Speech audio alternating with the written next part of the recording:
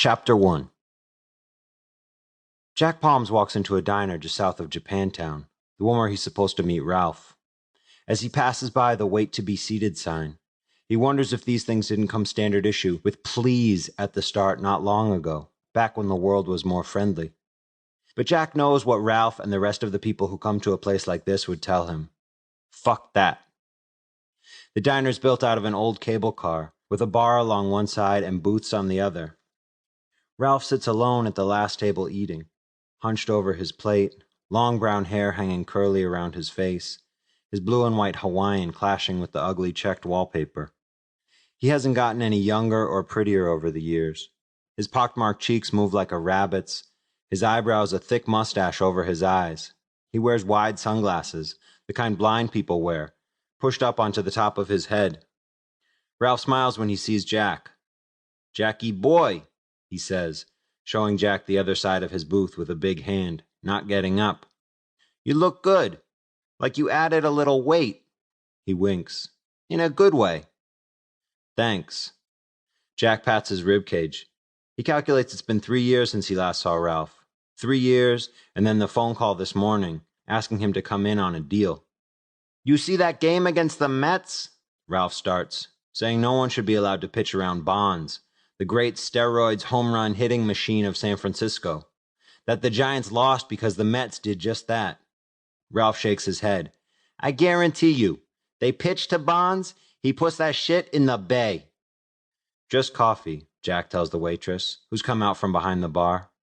She stops with the orange-rimmed pot over the table when Jack says decaf, and it's clear she's not happy about having to go back and get the other.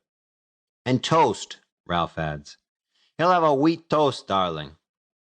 The waitress, pushing 40 and only a few years from when the day's on her feet and gravity will own her, smiles and tips her head.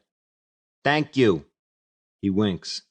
When she's gone, "You got to have toast or something, so they know we're not camping." He tilts his head, forking more waffle into his mouth. "Just don't eat it." He shrugs. "I'm buying." "Right," Jack says. Next to Ralph's untouched water, 2 butts half fill his ashtray, one coming in and one with his coffee, waiting for Jack and his food, Jack guesses. He's a quarter into his waffle and has a side of eggs and bacon that he hasn't touched.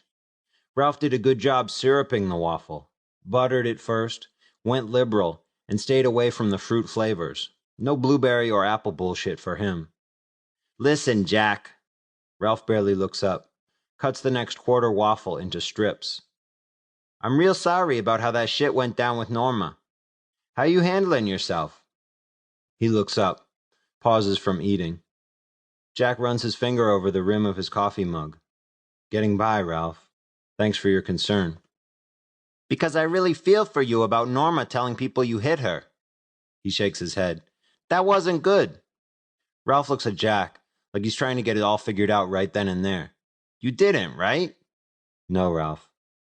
"And that wasn't cool that they pulled the money for your sequel. Dumped the whole project." He forks a big piece of waffle into his mouth. "I'm sorry about that, too." "So what's the basics here, Ralph? The big picture?"